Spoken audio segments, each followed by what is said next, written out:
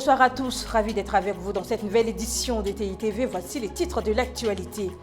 À 72 heures de la célébration des fêtes de fin d'année en terminant, le prix des produits flambe sur le marché. Le cri des détresses des parents entendre dans ce journal. D'autres informations seront développées dans cette édition. Bienvenue à tous.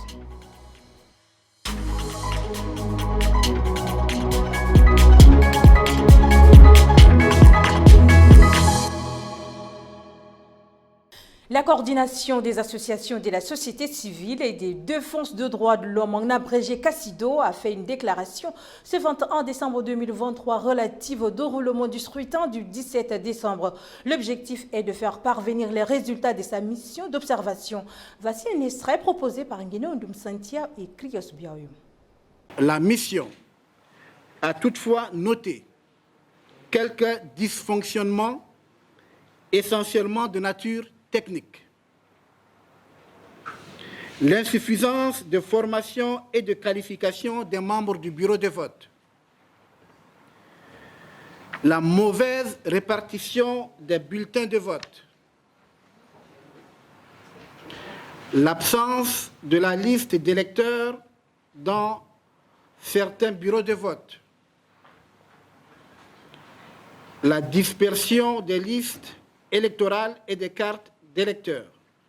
Ils sont des dizaines à avoir acheté des produits médicaux périmés dans des pharmacies. Vous l'avez compris, il ne s'agit pas ici des médicaments vendus dans les rues exposées au soleil, mais bien évidemment de ceux vendus dans les pharmacies. Un phénomène récurrent d'éminent que risque le patient. Justine Alartarm et Jules Chris se sont penchés sur la question. Des produits pharmaceutiques expirés, vendus dans des structures connues sans gêne. Jusqu'ici, l'on croyait trouver de la sécurité en achetant des médicaments dans les pharmacies de la place, mais la réalité est tout autre. Date de péremption atteinte, emballage falsifié, les témoignages des usagers sont multiples et décevants pour les patients. Oui, ça m'est arrivé une fois.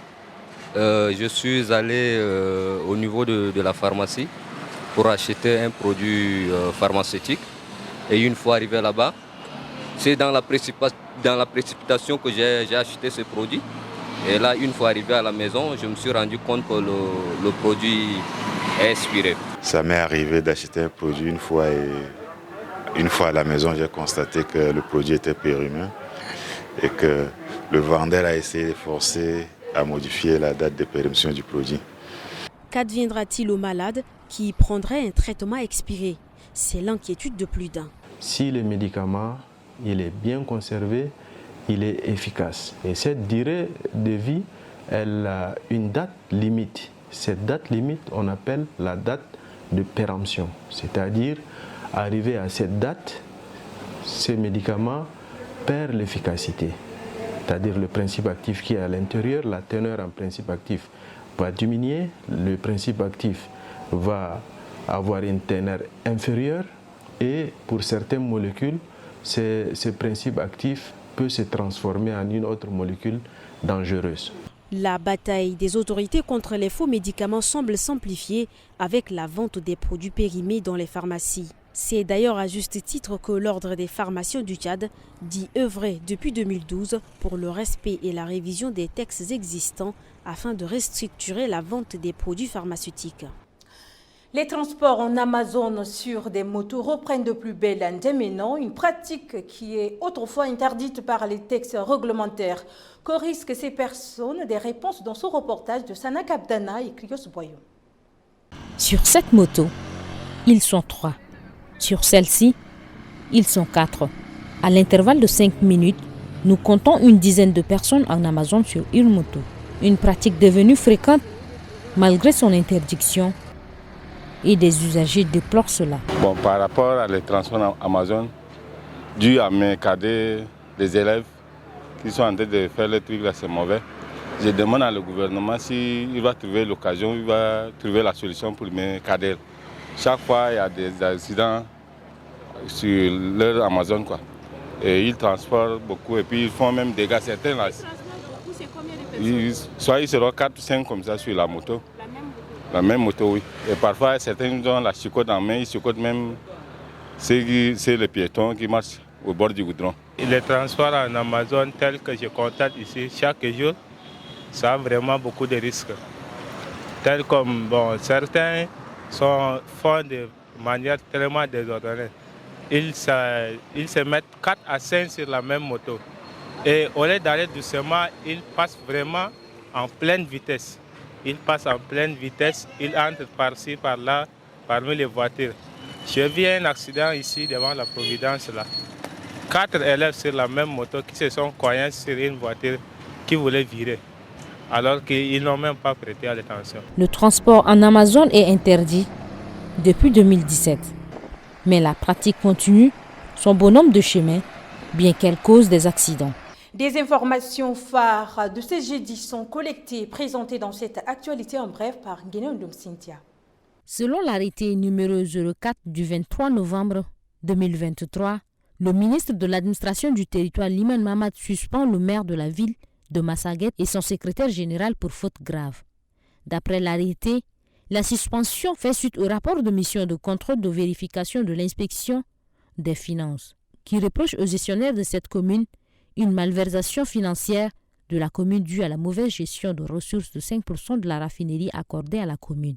Cependant, ce 20 décembre 2023, quelques associations de la ville de Massaguet ont, à travers une demande publiée sur la page Facebook de la télévision Tchad 24, demandé la réhabilitation du maire et son SG.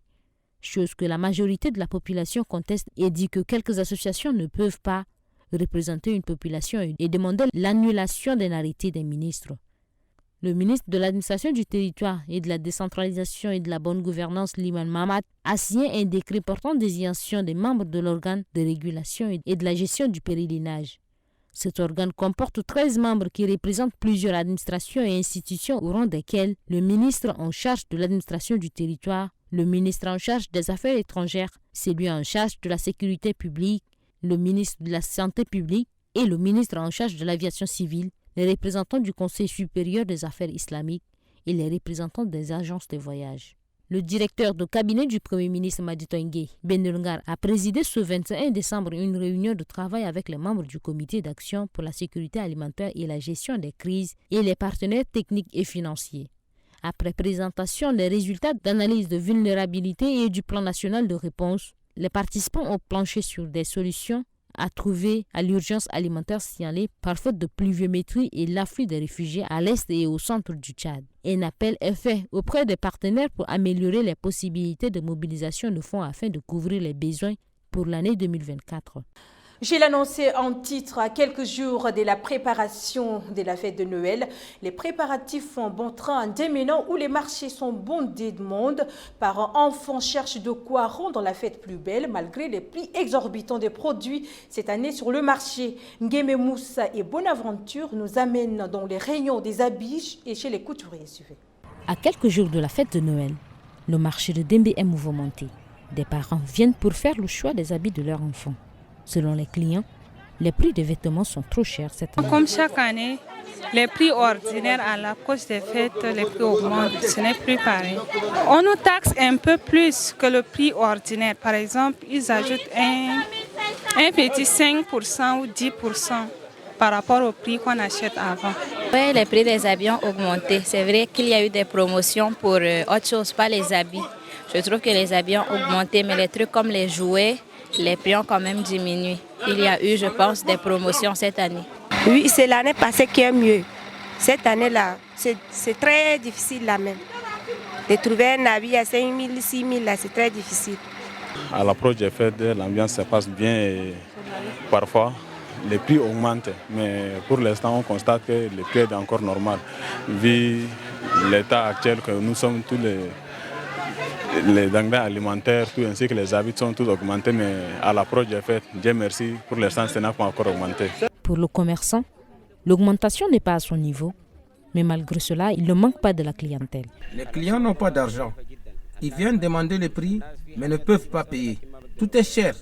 En plus, ils n'ont pas de moyens. C'est ce que nous constatons ici au marché. Beaucoup viennent au marché, mais du fait qu'ils n'ont pas assez de moyens pour s'en procurer, ils laissent tomber. À l'approche des fêtes de fin d'année, les prix des produits de beauté sur le marché grimpent. Peut-être bien pour respecter la règle de la demande et de l'offre. Autre chose à présent, le snooping ou encore l'espionnage du smartphone de son conjoint est une pratique qui se révèle être courante dans la société. Le téléphone qui sert d'outil de communication parfois fait l'objet de discordes dans les relations. Cependant, est-il bon de fouiller le téléphone de son conjoint? Masna Séverin, Bonaventure, Rolombaye ont tendu leur micro à quelques citoyens, mais les avis sont mitigés. Bon, à mon avis, j'ai dit non.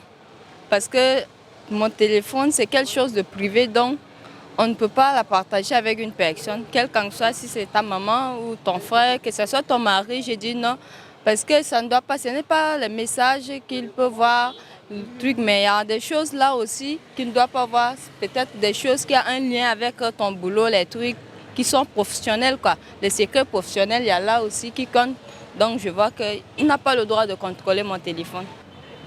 Je dirais que tout d'abord, toute relation se base sur la confiance.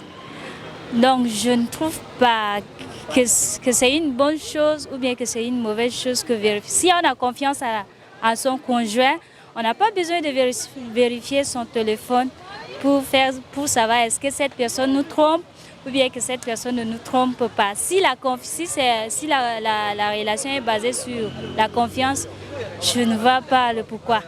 Et moi, tout d'abord, je peux dire que c'est bon que ta copine vérifie sur son téléphone. Parce que dans une relation amoureuse, il s'agit d'abord d'une question de confiance, de fidélité et de respect. Et donc, tu sais que tu es fidèle à ta copine, tu peux laisser ton téléphone, elle peut vérifier et sait qu'il n'y a pas de problème. Là, je sais que c'est bon de laisser ta copine vérifier sur ton téléphone. Bon, dans le cas au sujet de la copine, là, je vois qu'il y a une controverse à mon avis. Parce qu'il n'est pas opportun qu'une fille, ta copine vérifie ton numéro. Parce que ça peut aussi lui conduire à un cas de rupture. Ce n'est pas important. Mais pour les femmes, là, un homme vraiment fidèle, il doit quand même laisser son téléphone à sa femme de vérifier ça. Ça, c'est un signe de fidélité. Ça, c'est vraiment important. Non, il n'est pas normal. Pourquoi? Parce que si je permets mon téléphone portable à ma femme ou à ma copine, elle va trouver des choses qui ne vont vraiment pas lui plaire. Et ça va créer des ennuis entre elle et moi. Donc je préfère qu'elle ne vérifie pas le téléphone. Okay. La compagnie de téléphonie mobile Airtel en partenariat avec notamment la plateforme Vivons tous ensemble en forme du 21 au 23 décembre en déminant des jeunes en art oratoire. Plus de détails avec Ndale Paul et Aimé de Linassou. Ces jeunes sont les lauréats et finalistes de la compétition d'art oratoire dont la finale s'est tenue le 9 septembre dernier en N'Djamena. Pendant 3 jours, ils vont apprendre des techniques pour se perfectionner. Il s'agit d'une méthode au cours de laquelle la concision a sa place, la loi de la gratitude, la loi du silence et la loi du don se mettent ensemble pour créer une cohésion harmonieuse afin de distiller dans le conduit auditif de vos auditeurs, des personnes avec qui vous interéchangez, des propos qui sont à leur place, au bon moment, avec le bon tempo et avec surtout une très très bonne concision. Le représentant d'Airtel rappelle que soutenir une telle formation entre dans la mission sociale de la compagnie. Cette formation en art oratoire entre dans la droite ligne de la politique de responsabilité sociétale de l'entreprise d'Airtel, dont le numéro 1 de la téléphonie mobile au Tchad, qui est une entreprise citoyenne, fait de cela son leitmotiv. Chers apprenants, pendant 3 jours, vous serez enseignés par les éminents professeurs en art oratoire, dont vous-même vous découvrirez les compétences et l'importance de votre participation. Je suis convaincu qu'ils réveilleront en vous le lion qui dort. Pour rappel, la compétition de l'art oratoire, à la base de cette formation, visait la promotion des valeurs de paix, d'unité et de tolérance. C'est tout pour cette édition d'information, mesdames et messieurs. Merci de l'avoir suivi. Bonne suite de programmes sur TITV.